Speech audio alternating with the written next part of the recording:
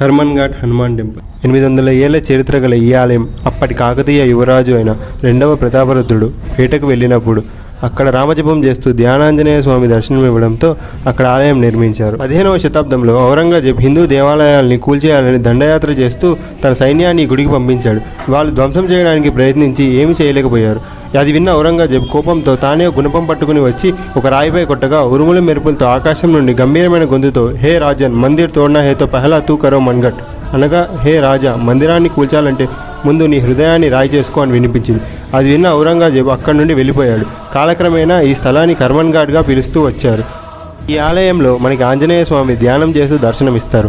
ఇక్కడ ఆంజనేయ స్వామి ఆలయంతో పాటు జగన్నాథ ఆలయం, కోదండరాముడి ఆలయం, శివాలయాలు, సరస్వతి దుర్గమ్మ దేవాలయాలతో పాటు అనేక ఉపాలయాలు ఉన్నాయి.